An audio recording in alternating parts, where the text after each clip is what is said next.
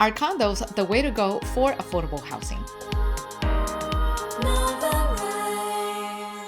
Hello, everyone, and welcome back to another episode at Novarise Invest, your channel for financial education. So today we're going to talk about houses, right? What is affordable and what is no longer affordable. So just to give you a little bit of a backstory for everybody, a couple of days ago, I stumbled across an article. In fact, I'm actually going to show it to you right now. It's right here.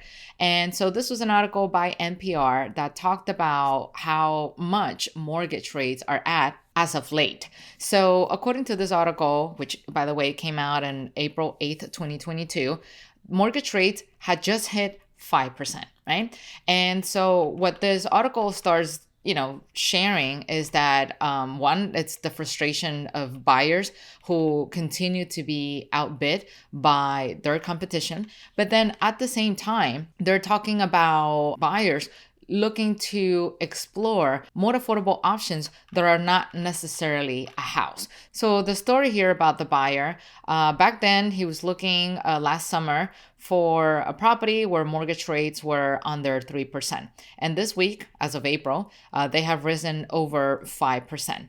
And now this person is looking to homes in the price range of $600, which in essence, it's adding an additional $700 a month in monthly payments to his, mortgage payments, right? But as I scroll down, I actually stumbled across this paragraph right here that really, really caught my attention. So in this article, they share the story about a lawyer and his fiance, who's a veterinarian.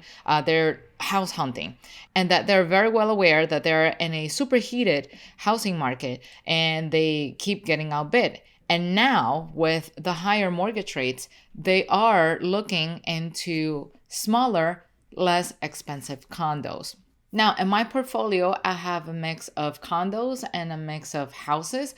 And if I were to do everything all over again, I would much prefer to go with the housing route just because I don't appreciate HOAs, right? HOAs can be great in the sense that you don't have to worry about the maintenance or the upkeep of the common areas. By that, I'm talking about the pools, any gym, if there's anything available, the hallways, or cutting the grass, or any common roads that are connecting different properties in a gated community or call it a building. However, the way I look at HOAs is that is money that I will never get back, right? It's not helping me build equity. It's just a monthly expense that I need to have. I need to keep in my books if I want to continue to own a certain property. So when I read that, the first thing that jumped into my mind was, is it really less expensive if people choose to buy a condo? So what I decided to do is to run some numbers. I actually picked up 2 properties in the area of St. Pete, which eventually I'm going to share that with you. And I decided to run the numbers side by side to truly see whether it is true or not that you can in fact save more money if you decide to go with a condominium, even though you have to pay HOA fees. So what we're going to do is I'm going to go back into sharing my screen with you, and we're going to go to Zillow right here. And I was actually doing a search in St. Pete because that's where I invest. And so I was looking for properties that had similar features. So I ended up picking one in this particular zip code, 33709. And by all means, I am not trying to insinuate that that's the area that you need to invest or that it's my preferred area. I just happened to randomly pick this zip code. And when I picked it, I was able to find similar units, similar layout, right? So first thing, I needed to make sure that they were on the same location. So by just picking the same zip code, that will somewhat put the units closer to one another. And so this is a condo for $210,000. It is a 2-bedroom, 2-bath. And then over here, I have a house on the same zip code, 33709, and the asking price for this house is $399,900, and it is also a 2-bedroom, 2-bath, right? So I'm comparing features, okay? Now, in terms of square footage, yes, a house is a little bit bigger. We're talking about 1,500 as opposed to 1,100. But again, we're kind of like testing to see if a smaller, less expensive condo does translate, according to this article, to something being cheaper over time. And right here, I have this calculator that I nicely put together last night, and it's available for download for those who are interested. Now, for those who are interested in getting access to it, and I know I sound like a broken record, but I keep getting requests from people trying to download computers asking for access to edit. Once again, you will not be able to edit anything on this spreadsheet. You're going to have to download it, because if I let you edit the spreadsheet directly online, it's going to create chaos for everyone who's trying to access it and enter their numbers at the same time that you are entering the numbers. So if you want to have access to it, all you have to do is request it, which I will provide the link down below in the description box. Once you request it, you're going to have to come here into file, and then you need to make a copy. And once you make a copy, you're going to save it into your file. And once it's saved in your file, you can make as many edits as you want, but you will not be able to make any inputs as long as you are online. So you have to make sure you download it. And I have instructed my team to not to request for any response for edits, because I am already clarifying this in the video. So please pay attention. Okay. Now down to the nitty gritty on the numbers. So let's just zoom in so you can actually appreciate where I'm making the entries. And we're going to start with the house. Once we have all the numbers, we're going to scroll over to the right, and then you're going to be able to do the comparisons with the numbers for the condo. So according to this listing, the asking price for this property is $399,000, right? So we're going to do $399,000. And then assuming you're putting a down payment of 20%, so the number is $79,980. So we're gonna come here, $79,980 for the down payment. Assuming you're putting down 20%, that number could be less or more depending on how much you're putting down. Now we're gonna calculate how much you need to finance. So $399,900. Since we're using an example of a 20% down, that means the financing will be for 80%. So 80% is $319,920. So we have $319,920. And interest rate, we're going to go with 5% because we are trying to, prove a point here with this article with a 5% rate. Now, depending on your credit, that percentage might be higher, might be lower. We don't know.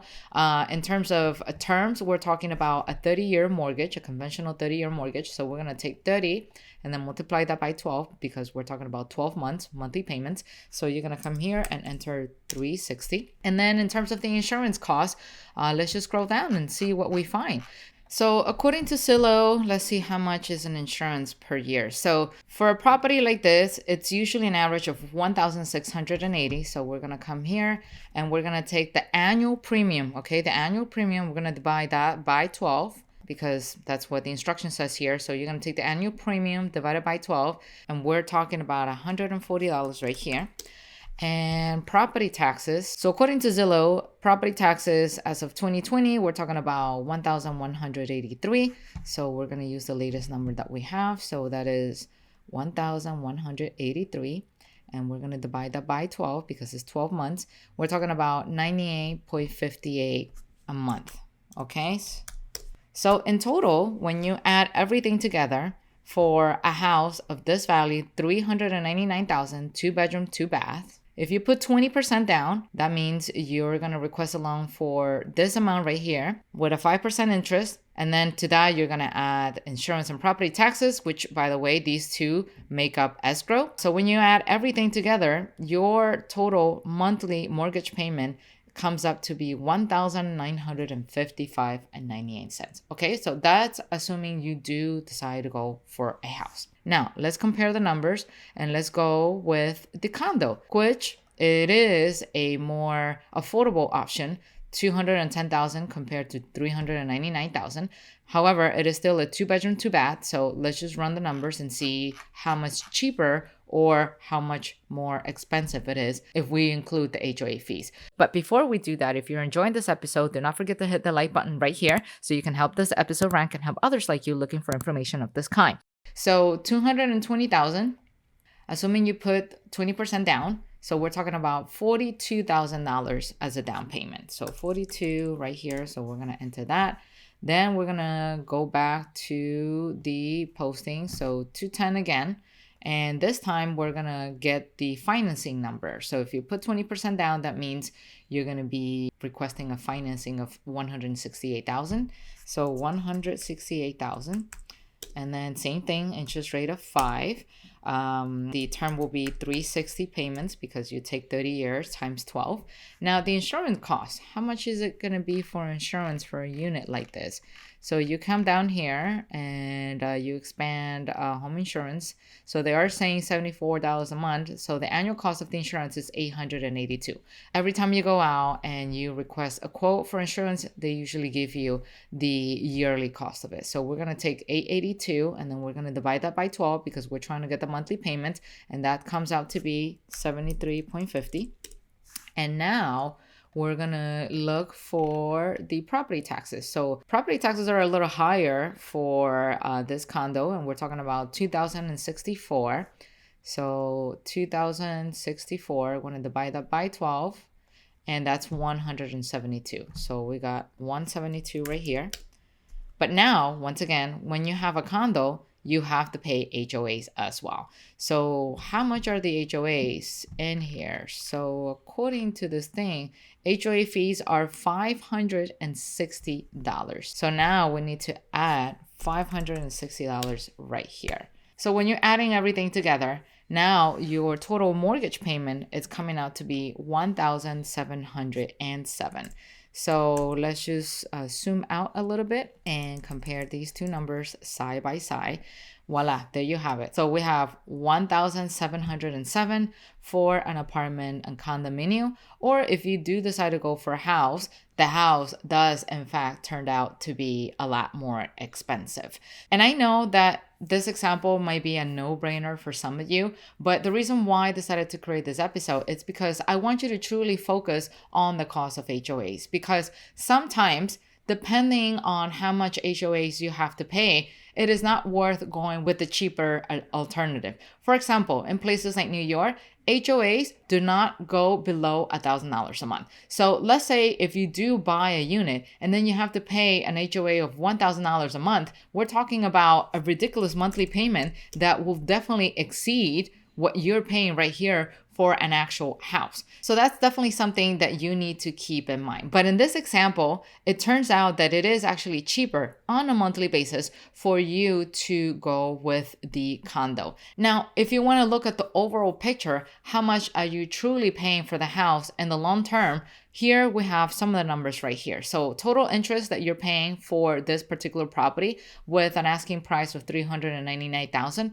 it's adding up to be $298,343. And when you add this number to the total cost of the house, that means that at the end of the 30 years, you're actually paying $698,243 for that house. Now, if you scroll over to the right to look at how much you will be paying in the long run for your condo, you have more expenses to consider. So first is the total interest that you will be paying on a mortgage for a property of $210,000. So here we are talking about $156,699. But then remember, you have to add to that the cost of HOAs, which you're seeing right here at the top. And then when you add everything together, meaning the price that you pay, the total interest, plus the HOA fees, your condo at the end of the 30 years will wind up costing you $568,269.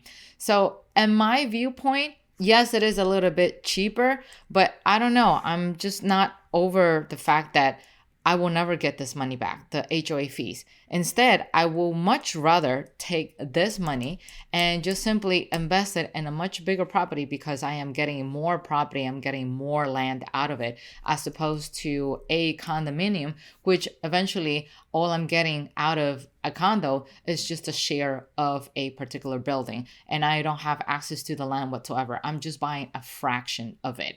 But again, this is just me talking as an investor. As a homeowner, you might have different views about it. You might rather have a condo because you just simply don't want to deal with the upkeep of the common areas. And that is in fact what I'm doing. I do live in a condo because I just simply don't want to have to worry about shoveling snow on snowy days, right? And that was the beauty of this exercise, to help you understand how numbers work, what expenses you do need to take into account as a homeowner and also as an investor. For those who are actually interested in getting access to this calculator, you can find the link down in the description box below, and all you got to do is just to request it and have fun with it. See you in the next episode, and do not forget to check this episode right here on the side. That's going to help you complement everything you just learned today. I'll see you in the next video. Bye bye.